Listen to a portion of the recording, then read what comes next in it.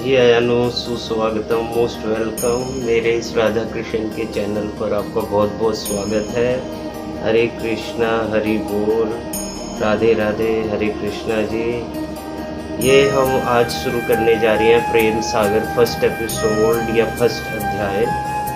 तो इसमें जो है, देखिए ये बहुत पुराना शास्त्र है। ये जो मेरे हाथ में है, ये मैं रखा हूँ, ये बहुत पुरानी बुक है। ये ऐसा समझिए कि जब मैंने इसको पढ़ा तो मैं आनंद में निमग्न हो गया। इसमें संक्षेप में नहीं दिया पर संक्षिप्त ज़रूर दिया है, और एक एक चीज़ की डिटेल, शंका समाधान सहित दिया है। भक्ति, ज्ञान, वैराग्य, जिसकी अब के समाज को, इस न्यू जेन जी जनरेशन को बहुत ज़रूरत है। मंदिर में पंडित भी किताबें नहीं खोलता तो मकड़ी लग जाती है, बट इसको खोलेंगे तो ये पारसमणि के समान है। ये लोहे को सोना बना देती है। जब मेरे ताया जी महाराज इसको संभाल के रखे थे, उनका बहुत बड़ा प्रसाद है मेरे लिए। और उससे भी पहले मेरे दादाजी महाराज इसको रखे थे, वो कई बार इनको पढ़ के दिए। तो मैंने जब इसको पढ़ा तो ऐसा लगा कि मेरे दादाजी महाराज और ताया जी महाराज ने हमें हरे कृष्णा टेम्पल के अंदर, मंदिर के अंदर ये प्रसाद दिया। और यही प्रसाद मैं आप लोगों को देना चाहता हूँ, आपसे शेयर करना चाहता हूँ, बिकॉज शेयरिंग इज केयरिंग, जिससे कि मेरा भी ये परम धन मुझे प्राप्त हो आपकी दुआओं का। और अभी मेरा शरीर है, कल को नहीं रहेगा, पर ये धन दौलत आपके पास रहेगी जब तक ये लेक्चर यूट्यूब पे रहेगा। ये इसके माध्यम से हम सुन सकते हैं। देखिए, आत्मा तो कभी नहीं मरेगी, मरेगा तो शरीर। आत्मा का ज्ञान लेंगे तो सुखी हो जाएंगे, शरीर के ज्ञान के कारण सब दुखी। और भगत कभी टेंशन नहीं लेता, उसके लिए लाइफ इज़ ए फेस्टिवल और death is a grand festival. जन्म उत्सव और मृत्यु महोत्सव। क्यों? जन्म में वो नाम जप कर रहा है तो आनंद, ज्ञान, भक्ति, वैराग्य, सौंदर्य, सब कुछ नाम के अंदर है, जो कि परम धन। और जब मृत्यु आती है तो पिया से मिलने की घड़ी आ गई, because he was preparing for death. तो उसे कहे कि टेंशन नो ड्रामा, ओनली हरे कृष्णा हरे रामा। तो चलिए विदाउट एनी डिले हम स्टार्ट करते हैं। तो ये है जी, प्रेम सागर हो जाओ निमग्न, भगवान श्री कृष्ण की रहस्यमयी, अद्भुत, अलौकिक, अविस्मरणीय लीलाएं। तो हो जाइए आप इस सागर में निमग्न। अथ जनहितकारी, सर्व सुखकारी, भक्ति, ज्ञान, वैराग्य, शंका समाधान सहित, जो कि मैंने इसके डिस्क्रिप्शन में भी दिया है, आप देख सकते हैं। और इसका टाइटल भी जो है छोटा है, लिखा है प्रेम सागर हो जाओ निमग्न, भगवान श्री कृष्ण की रहस्यमयी, अविस्मरणीय, लौकिक, अद्भुत लीलाएं। एक बार डिस्क्रिप्शन में मैंने ये भी दिया है, अथ जनहितकारी, सर्व सुखकारी, शंका समाधान रहित। तो देखिए, ये विक्रमी संवत 2010 की है। अब ये किताबें ऐसे शास्त्र मिलते नहीं आजकल, अब नहीं मिलते। कहाँ से मिलेंगे? आजकल बच्चे नहीं पढ़ते, तो ये कहाँ से हम खोलेंगे? 2010 विक्रमी संवत माने अगर वी गो 57 ईयर्स हेड, तो 57 ईयर्स बैक अगर जाएं तो आप देखिए, ये आपका 1953 का है ये ग्रंथ, मतलब 57 ईयर्स अगो। और बल्कि ये तो विक्रमी संवत हुआ ना, 57 ईयर्स। तो आप देखिए 1953 तो 47, और ये आपका हो गया 73, 73 साल पुराना। तो ओल्ड इज गोल्ड।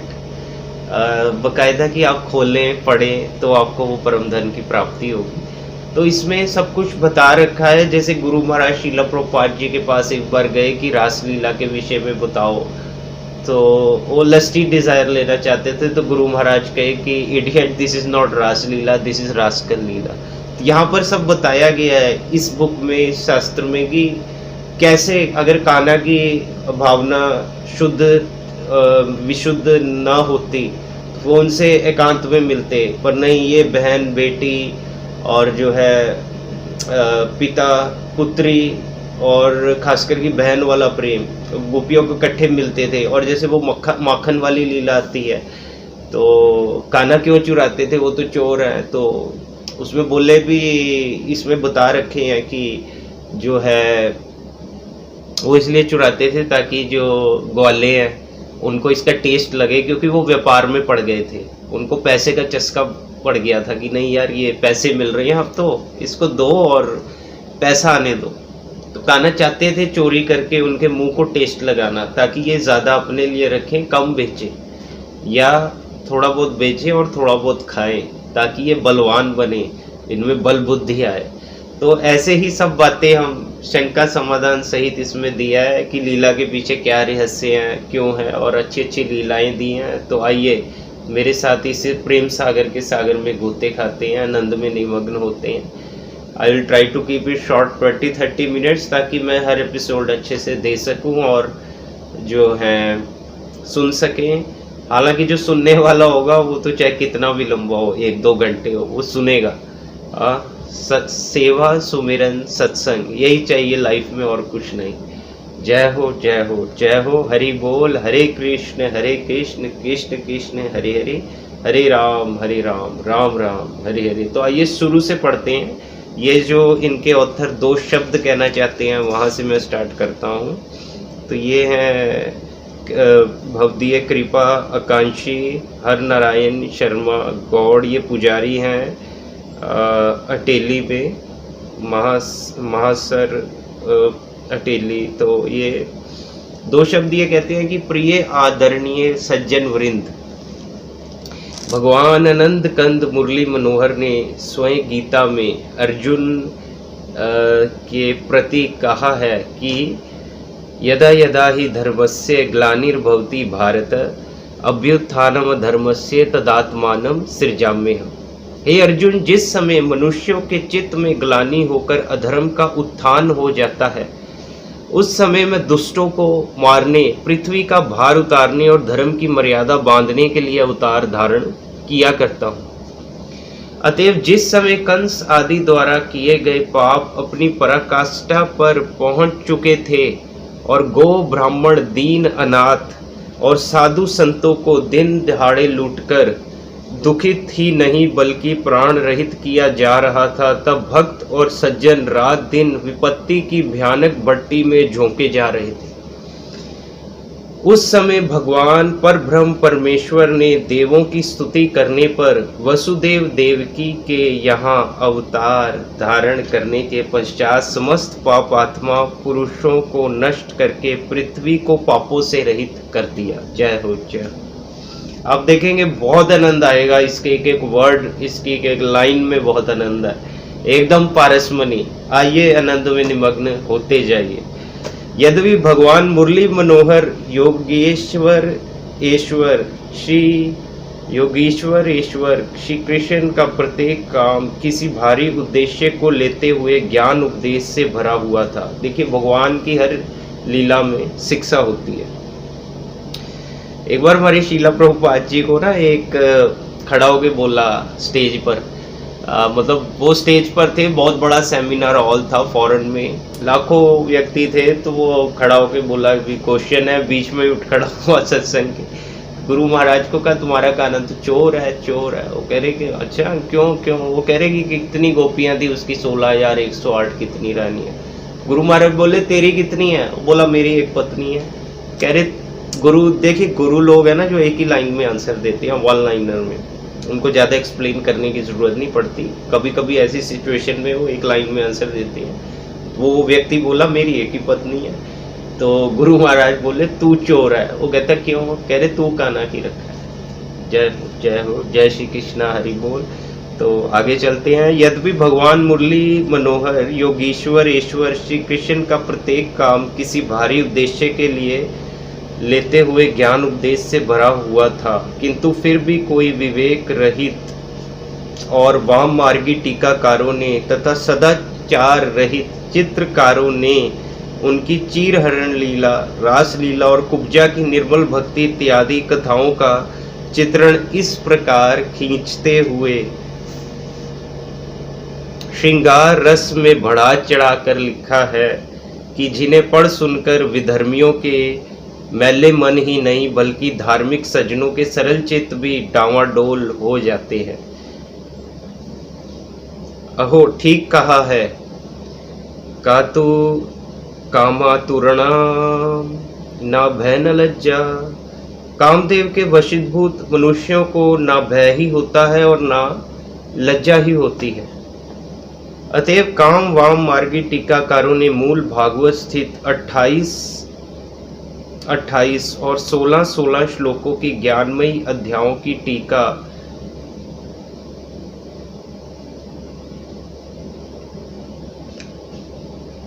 28 और 16 बड़े पृष्ठों में सिंगार रस में करके लज्जा को भी लज्जित कर दिया है, क्योंकि सरल हृदय साधारण जनता संस्कृत से अनभिज्ञ होती है।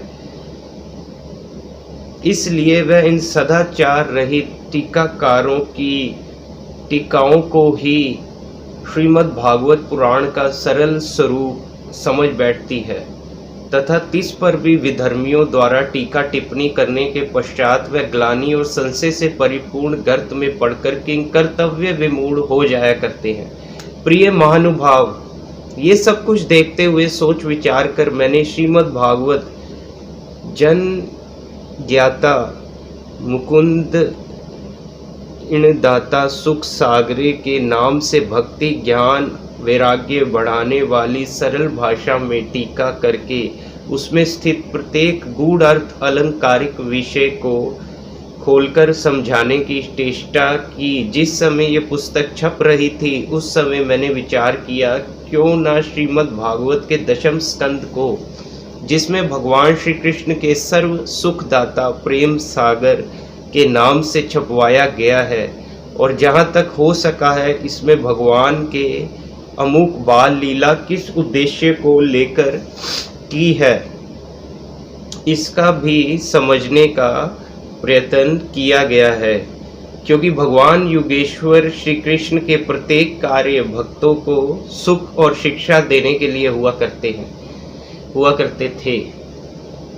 यथा माखन चोरी, तो ये माखन चोरी के बारे में बता रहे हैं। माखन चोरी से उनका उद्देश्य बाजार में दूध दही का बेचना बंद करना था, क्योंकि ग्वालों को दूध दही बेचने की कुटेव पड़ जाया करती है। उनके बच्चे और वह घर में अनेक गऊ भैंस होने पर भी दूध दही मक्खन जैसे अमृत तुल्य वस्तुओं से सदा विमुख रहते हुए नाना प्रकार की भयंकर बीमारियों में लिप्त रहा करते हैं। अतएव ये कारण था जो ब्रज में लाखों गायें होने पर भी ब्रजवासी बीमार और कमजोर रहा करते थे। ये है जी लीला। जय हो कन्हैया लाल, जय कन्हैया लाल की, हाथी घोड़ा पाल की, जय कन्हैया लाल की, जय राधा माधव। तो अतएव ये कारण था जो ब्रज में लाखों गायें होने पर भी ब्रजवासी बीमार और कमजोर रहा करते थे। अतः भगवान ने ये सोचकर कि हमारी गाय भैंसों का दूध दही मक्खन कंस आदि अधर्मी नित्य प्रति खाकर बलिष्ठ होते हुए हमको ही कष्ट दे रहे हैं, अतएव उन्होंने साम दान दंड भेद चारों प्रकार की नीति द्वारा ब्रजवासियों का दूध और दही और मक्खन बेचना बंद करवा दिया। तो आइए चलते हैं अब चीरहरण लीला पे। तो चीरहरण लीला ने से उनका उद्देश्य नियम व्रत धर्म का पालन करती हुई 5, 6, 7 साल की गोप बालाओं को, उस समय भगवान भी 6 साल के थे, जो कि यमुना में प्रसन्नता से वस्त्र रहित स्नान किया करती थी, वस्त्र सहित स्नान करने का उपदेश देना था। क्योंकि वस्त्र सहित स्नान करना न केवल शास्त्रकारों ने ही पाप माना है, बल्कि ये स्वास्थ्य के लिए भी लाभदायक नहीं है। क्योंकि जल में वस्त्र सहित स्नान करने से गुप्त अंगों में किसी जल जीव का काट लेना या जल भर जाना अथवा अन्य किसी प्रकार से चोट लग जाना आदि कारणों से भयंकर रोग उत्पन्न होने का भय रहता है। अतः भगवान ने उनको इस बुरी आदत से बचाने के लिए चीरहरण लीला द्वारा उनको शिक्षा दी। एवं अन्य जगह उन सबका एक जगह मिलना तथा ये जल में वस्त्र रहित स्नान करती हैं, इस बात को सबके सामने पुकार कर उनको लज्जित करना भी भगवान कृष्ण उचित नहीं समझते थे। तो आइए अब चलते हैं भगवान ने गोवर्धन लीला, क्योंकि गोवर्धन धारण लीला से उनका उद्देश्य गोवंश की उन्नति करना, गोचर भूमि की रक्षा करना तथा गोबर को परमेश्वर का रूप मानकर उसे ना जलाते हुए उसे पृथ्वी में मिलाकर उसके द्वारा अधिक अन्न उत्पन्न करना था। क्योंकि जिस देश में, खासकर भारत में, जहाँ गऊ के बिना काम चलना कठिन ही नहीं बल्कि असंभव है, ना गौ के वंश की उन्नति की जाती है और ना उनके चरने के लिए गोचर भूमि होती है तथा ना जमीन के लिए गोबर आदि की उचित खाद होती है, वह देश कभी जीवित नहीं रह सकता। अतएव प्रत्येक प्राणी का गौ की सेवा पूजा करना न केवल कर्तव्य ही बतलाया गया है बल्कि धर्म भी बतलाया गया है। तो आइए अब चलते हैं रासलीला पे। तो रासलीला द्वारा भगवान का उद्देश्य गोपियों को नारी धर्म शिक्षा देकर उनकी निर्मल भक्ति प्रेम की परीक्षा लेना और कामदेव के मान को मर्दन करना था। प्रिय पाठक, इस प्रकार उद्धव द्वारा गोपियों को निराकार की उपासना बतलाना और अक्रूर के घर जाकर उद्धव और बलराम को उनका भक्ति प्रेम दिखाकर उनके अभिमान को चूर्ण करना था। किम बहुना इस प्रकार भगवान श्री कृष्ण की बाल लीलाओं द्वारा भक्तों को सुख और ज्ञान उपदेश दिया है। प्रिय पाठक, यद्यपि यह प्रेम सागर भक्ति प्रेम और ज्ञान वैराग्य के सन्मुख रखकर सरल भाषा में लिखा गया है, किंतु फिर भी लिखने छापने में कहीं कहीं त्रुटियां रह गई हैं। तो रह गई हों तो उन्हें क्षमा करते हुए हमें सूचित करने की कृपा करेंगे, जिससे वे आगे संस्करण में मिटाई जा सके। विज्ञेशु की माधिकम, तो इनकी भी जय हो जय हो जय हो, और आप सब भक्तों की भी जय हो। तो आइए हम इसका पहला अध्याय शुरू करते हैं। श्री गणेशाय नमः। प्रेम सागर। तो श्री कृष्ण अवतार की कथा। तो दोहा आता है, अजर अमर आनंद वपु आदि अजन्मा खंड अजला अवतरत अज अनुपम ओम अखंड। बड़े धरा पर पाप जब दुखी हो गो संत, कला 16 सहित तब बन गए कृष्ण अनंत। शंकर शिवा सरस्वती श्री कुरु पद सुखदेव, सुमर कृष्ण कथा लिखूं पार होए मन खेव। कृष्ण राम वसुदेव गोपिका नंद, रमा यशोदा देव की सुमरत हो आनंद। तो पहला अध्याय जय हो। श्री कृष्ण चंद्र जी महाभारत के समाप्त होने पर जब अंतर्धान हो गए तब पांडव अत्यंत दुखी हुए और हस्तिनापुर का राज्य राजा परीक्षित को देकर स्वयं हिमालय में गलने हेतु चले गए। इसके बाद राजा परीक्षित अनेक देशों को जीतकर धर्मराज कहलाने लगे। एक दिन राजा परीक्षित आखेट को गए। मार्ग में देखा कि एक गाय और बैल भयभीत हुए दौड़े चले जा रहे हैं। उनके पीछे मूसल यानी कि लठ हाथ में लिए एक शूद्र मारता हुआ चला आ रहा है। जब तीनों राजा के समीप पहुंचे तो कुपित मुद्रा में राजा ने शूद्र से कहा, अरे गाय और बैल को मारने वाला तू कौन है? क्या अर्जुन को दूर गया हुआ जान तूने उनको सताना आरंभ कर दिया? तो क्या अर्जुन को दूर हुआ जानकर तूने उनको सताना आरंभ कर दिया?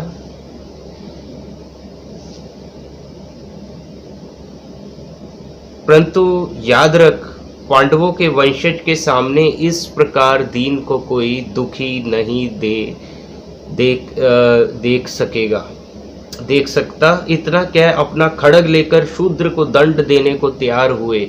शूद्र को भयभीत देखकर बैल कहने लगा, राजन, यह पाप रूप काले वस्त्र वाला कलयुग है। गाय रूप पृथ्वी और बैल रूप मैं धर्म हूँ। इस कलयुग के भय से हम दोनों भागे जा रहे हैं, क्योंकि सतयुग में तप, सत्य, दया, शौच, ये मेरे 4 चरण 20 बसवे थे। त्रेता 16, द्वापर में 12 और कलयुग में अब 4 बसवे हैं। इसलिए इस कलयुग में अब नहीं चल सकते। पृथ्वी ने कहा, धर्म अवतार, मैं भी इस कली काल में स्थिर न रह सकूंगी, क्योंकि पाप कृति वाले राजा मेरे ऊपर अधर्म करेंगे, जिनके भार को मैं सह न सकूंगी। राजा को क्रोधित देखकर कलयुग उनके चरणों में गिर पड़ा और दीनहीन होकर कहने लगा, पृथ्वीनाथ, मैं आपकी शरण में हूँ, कृपा कर आप मुझे रहने का स्थान दें। तब राजा ने कहा, अच्छा, तुम जुआ, झूठ, मद, वेश्यागृह, चोरी और स्वर्ण में वास करो।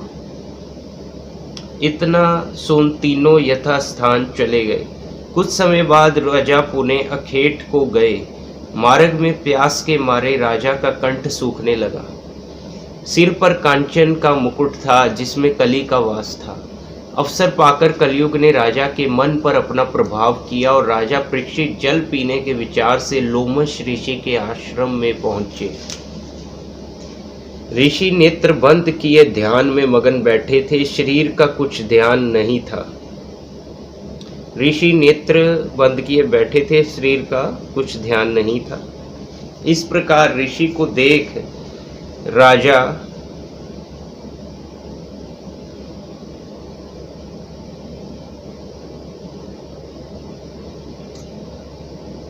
ने सोचा कि ये कपटी तप के घमंड में मुझे देख नेत्र बंद कर बैठ गया है। ऐसा विचार आश्रम के समीप मरे पड़े हुए एक सांप को धनुष से उठा लोमश ऋषि के गले में डाल वहां से चला आया। मुकुट उतारते ही राजा को ज्ञान हुआ कि तूने बड़ा अनर्थ किया, जो तपस्वी ब्राह्मण को सताया। अब ना जाने इस अधर्म से मेरा किस प्रकार उद्धार होगा। इस प्रकार राजा पश्चाताप करने लगे। उधर लोमश ऋषि के आश्रम के समीप कुछ ऋषि बालक खेल रहे थे। उनमें से एक ने जाकर श्रृंगी ऋषि को समस्त वृत्तांत कह सुनाया। वृत्तांत सुन श्रृंगी ऋषि ने कौशिकी नदी का जल अपने हाथ में लेकर राजा परीक्षित को श्राप दिया कि आज से 7वें दिन तक्षक तुझे डसेगा। इस प्रकार राजा को श्राप देकर उन्होंने आश्रम में जाकर अपने पिता के गले से सर्प निकाल कर कहा, पिताजी, जिसने आपके साथ ये व्यवहार किया था उसे मैंने श्राप दिया है। ध्यान से निवृत्त होकर जब लोमश ऋषि ने श्राप की बात सुनी तो कहने लगे, वत्स, तूने ये क्या किया? बिना विचारे ही श्राप दे डाला। इस राजा के राज्य में हम अत्यंत सुखी थे, फिर तुम्हें तपस्वी होकर क्रोध नहीं करना चाहिए था। इस प्रकार श्रृंगी ऋषि को उपदेश देकर लोमश ऋषि ने अपने एक शिष्य को समस्त वृत्तांत समझाकर राजा परीक्षित के समीप भेजा, जिससे राजा अपनी मुक्ति का कुछ उपाय कर सके। राजा परीक्षित लोमश ऋषि के शिष्य द्वारा शाप का वृत्तांत सुनकर अत्यंत प्रसन्न हुए और शिष्य के चले जाने पर अपने पुत्र जन्मेजय को राजपाट देकर स्वयं वैराग्य लेकर सब कुछ त्याग कर गंगा के तट पर जाकर आसन जमा दिया।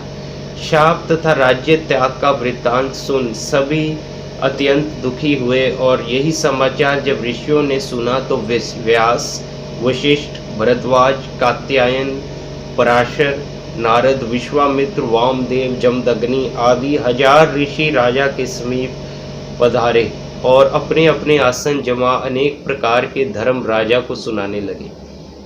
इसी समय दिगंबर वेशधारी श्री शुकदेव जी आ पहुंचे। श्री शुकदेव, शीला शुकदेव महाराज की जय हो, जय हो, जय हो। राजा प्रार्थना करने लगा, हे महामुनि, आप मुझे श्रेष्ठ धर्म का उपदेश दो। जिससे 7 दिन में ही भवसागर से पार हो जाऊं। श्री सुखदेव जी कहने लगे, राजन 7 दिन कम नहीं है, मुक्ति तो क्षण मात्र के सच्चे ध्यान से हो जाती है। जैसे राजा खटवांग को नारद मुनि के उपदेश से 2 घड़ी में मुक्ति प्राप्त हो गई थी। अब तू ध्यान लगाकर शांत चित्त से सुन कि यह देह क्या है, इसमें कौन वास करता है, किसका इसमें प्रकाश है। ये सुन राजा अत्यंत प्रसन्न हुआ और कहने लगा, महाराज सब धर्मों से श्रेष्ठ धर्म कौन सा है, वह कृपा कर मुझसे कहो। इस प्रकार राजा के वचन सुनकर श्री सुखदेव जी कहने लगे, राजन सब धर्मों में वैष्णव धर्म और पुराणों में श्रीमद् भागवत पुराण श्रेष्ठ है। जहाँ पर इसकी कथा होती है वहाँ पर सब तीर्थ धर्म व देव वास करते हैं। अतः अब मैं तुझको 12 स्कंद महापुराण सुनाता हूँ, जिसे मैंने व्यास मुनि से पढ़ा है। इसे तू श्रद्धा पूर्वक शांत चित्त होकर सुन। इसके बाद नित्य नियम से श्री सुखदेव जी कथा कहने लगे और राजा परीक्षित और अन्य श्रोतागण कथा का श्रवण करने लगे। जय हो जय हो। तो नेक्स्ट टाइम हम पढ़ते हैं अगले एपिसोड, अगले अध्याय में कि श्री सुखदेव जी राजा परीक्षित को क्या कथा सुनाते हैं। हरि बोल, हरे कृष्णा, जय हो जय हो।